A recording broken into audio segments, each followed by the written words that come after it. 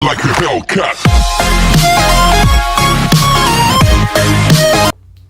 Hi everyone, the Vipin YouTube channel में आपका स्वागत है।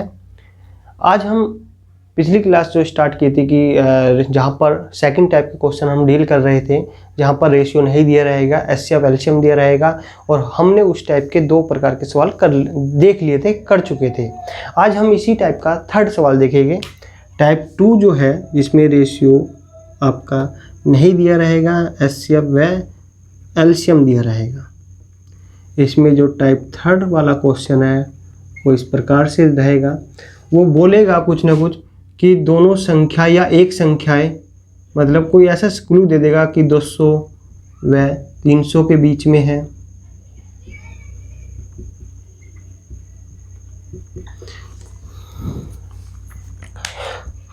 जो टाइप थर्ड है वो अब क्लू की लैंग्वेज बदल देगा। वो बोलेगा कि कोई सपोज करो कि एचसीएफ एलसीएम इतना है, और वो बोलेगा कि इनमें से दोनों संख्याओं में से एक संख्या ऐसी है, या तो वो 200-300 के बीच में है, या बोल देगा कुछ भी 100-150 के बीच में है, 300-400 के बीच में बोलेगा, 400-500 के बीच में बोलेगा, कुछ ना कुछ संख्याओं के बीच में बोलने की वो कोशिश करेगा। तो मैं इसे बेसिकली यहाँ पर बताना चाहूँगा। यहाँ पर हम कह सकते हैं कि संख्याओं के बीच में कुछ ऐसा संकेत देगा, संख्याओं के बीच में कोई एक संख्या है। अब देखो क्वेश्चन को हम बेहतरीन तरीके से उसकी लैंग्वेज के अनुसार समझ सकते हैं कि क्वेश्चन किस प्रकार से रहेगा। जैसे सपोज करो कि वो बोलेगा कि किन्हीं दो संख्याओं का एचसीएफ 20 है और एलसीएम आपका 600 है। एलसीएम आपका 600 है। कोई भी दो संख्याएं हैं, उनका एक का एचसीएफ 20 है और एलसीएम 600 है। अब इसमें क्लू कैसे देगा, संकेत कैसे देगा? वो बोलेगा कि एक संख्या, जो दोनों संख्याओं में से एक संख्या आपकी 100 व 150 के बीच में है, 150 के बीच में है। मतलब उसने एक हमें क्लू दे दिया कि जो दोनों संख्याएं हैं उसमें से एक संख्या 100 व 150 के बीच में है। तो देखिएगा सवाल कैसे करेंगे।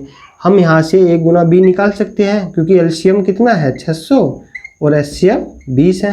क्योंकि हम फॉर्मूला जानते हैं, जब हम रेशियो निकालते हैं तो हम क्या करते हैं, एलसीएम अपॉन में एचसीएफ करते हैं।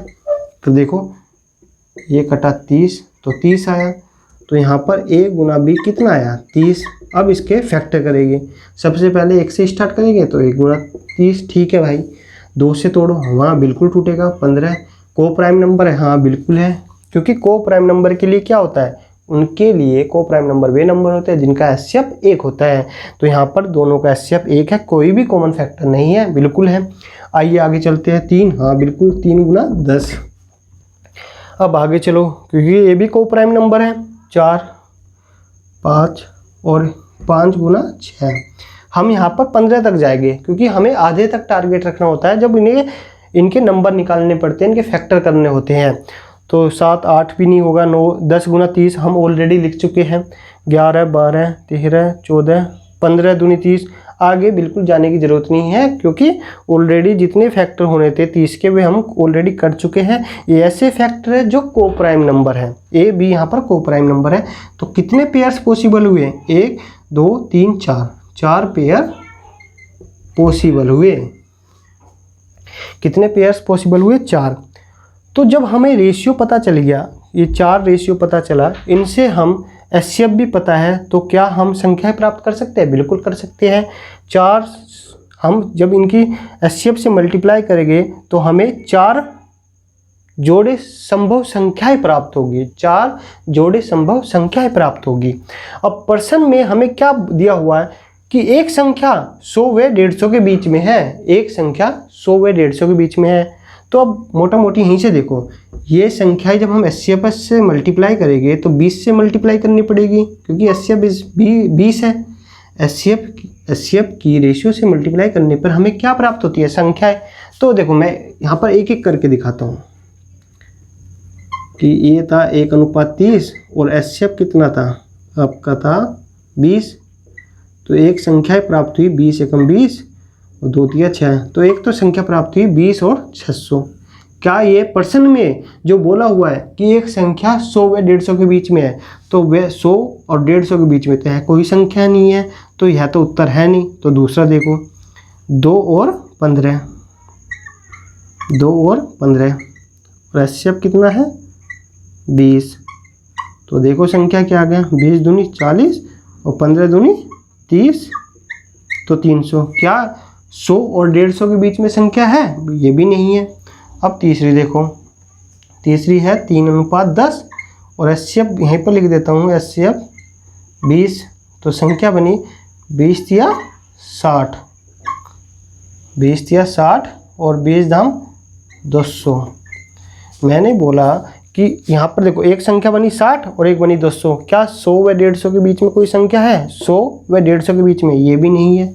तो इसका मतलब ये भी नहीं है। चौथी देखो, चौथी है 5:6, क्योंकि ए बी का रेशियो 5:6 दे रखा है और HCF है हमारा कितना 20। तो संख्या देखो, एक तो हुई 20 पंजे 100, एक हुई 20 सिक्का 120।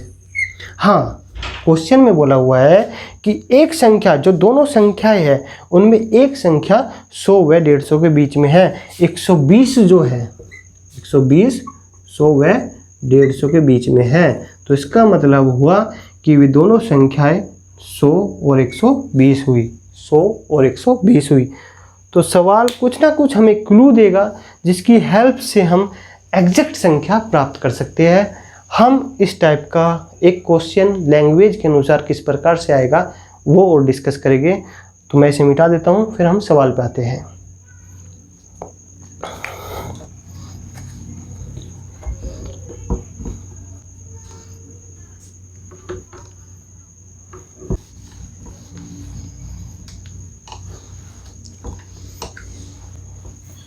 आइए अब सवाल देखते हैं। सवाल कैसे आएगा कि किन्हीं दो संख्याओं का, सवाल इस प्रकार से रहेगा, किन्हीं दो संख्याओं का HCF 10 और LCM 300 है। किन्हीं दो संख्याओं का HCF 10 और LCM 300 है। ये दोनों संख्याएं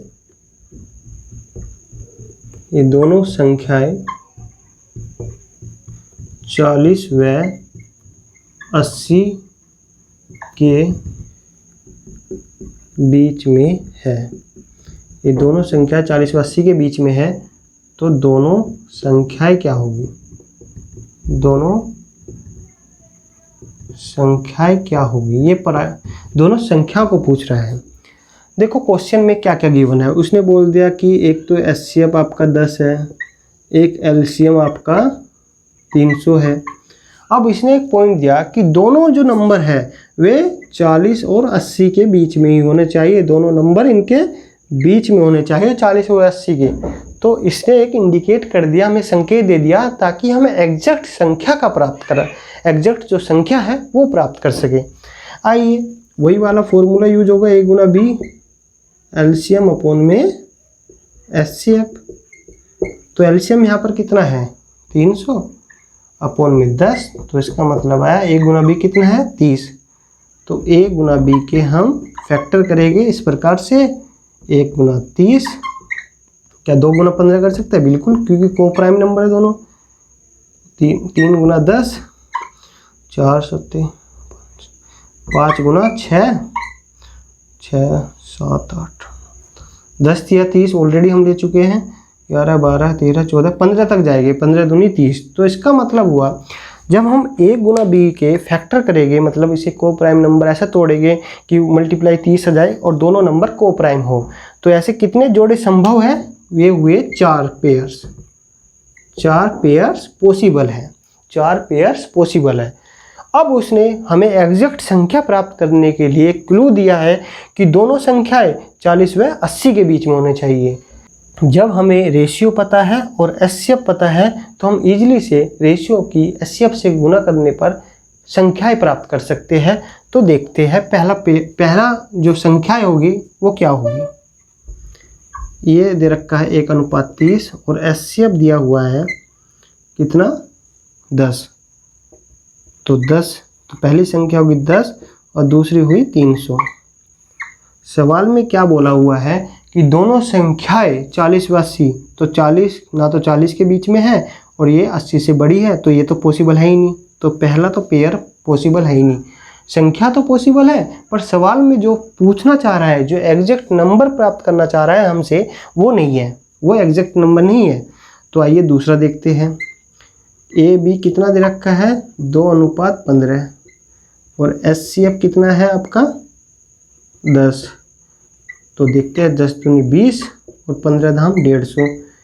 ये 40 से छोटा है तो ये भी पॉसिबल नहीं है, क्योंकि 80 से दूसरा बड़ा है। सवाल में बोला हुआ है कि दोनों संख्याएं 40 व 80 के बीच में हो। अब तीसरा देखते हैं। A अनुपात B बराबर कितना है, 3:10 और HCF कितना है 10। तो 10 तिया 30 और 10 धाम 100। 40 से छोटा 80 से बड़ा, तो ये भी पर्सन में जो बोला हुआ है उसको, उस कंडीशन को फुलफिल नहीं करता है। तो ये भी पर्सन के अनुसार यह संख्या नहीं है, पर्सन के अनुसार यह भी संख्या नहीं है। तो चौथी देखते हैं। A और B कितना है, 5:6 और HCF कितना है 10। तो इसका मतलब 10 पंजे 50 और 10 छक्का 60। देखो 40 से बड़ा 50, 80 से छोटा 60, 80 से छोटा 50। तो इसका मतलब हुआ ये दोनों नंबर जो 40 और कंडीशन थी 40 और 80 के बीच में दोनों नंबर होने चाहिए। तो 50 और 60 दोनों 40 और 80 के बीच में है। तो एग्जैक्ट नंबर जो है 50 और 60 है, 50 और 60 है। यहाँ से भी हम सीधा क्वेश्चन कर सकते हैं, क्योंकि देखो 30 किए जब हम 10 से मल्टीप्लाई करेंगे तो ये 300 हो गया। ये तो ऑप्शन ही छोड़ दो। ये 10 दूनी 20 ये भी छोड़ दो, 10 तिया 30 ये भी छोड़ दो, 10 पंजे 50, 10 छक्का 60 ये भी बन गया।